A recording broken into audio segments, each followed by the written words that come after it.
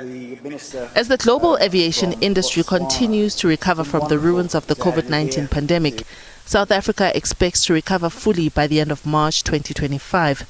But it is the longer-term growth prospects that are more encouraging, predicted at double-digit levels.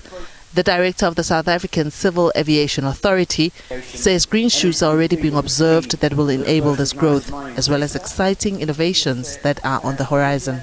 Airports company recently, spoke about the infrastructure upgrades and so on. From an aviation safety perspective, we're doing exceptionally well, still holding a very good safety record, having been audited last year by the International Civil Aviation Organization.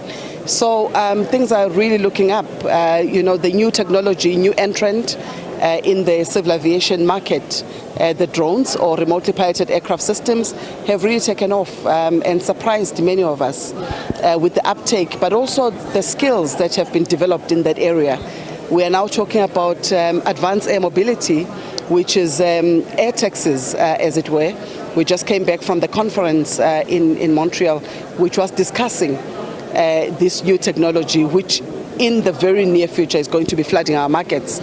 So the big question is, how do we as regulatory authorities and the South African Civil Aviation Authority positions itself to prepare ourselves for the imminent advanced air mobility introduction in our airspace. The Air Traffic and Navigation Services has assured passengers, the tourism industry and other stakeholders that the recent disruptions, which included flight delays and cancellations at several national airports, are receiving necessary attention. Minister of Transport Barbara Creasy says she has given guidance that passenger safety must be prioritized, even in the face of difficulty. We are in the process of updating all flight procedures over the next 18 months. The purpose of that is to make sure that we are fully compliant with the regulations of the International Aviation Authority.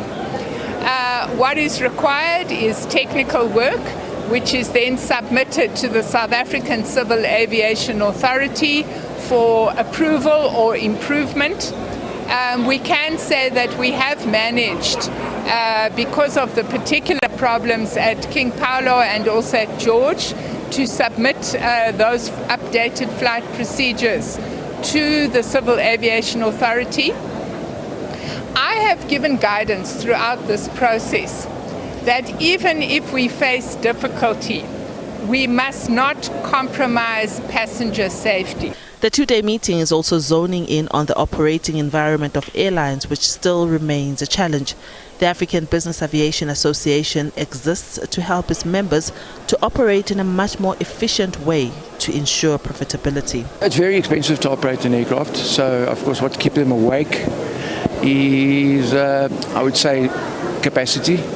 Keeping your aircraft, your capacity high, your seat, what we call bumming seat, to keep the capacity high so you remain profitable and don't start running a loss.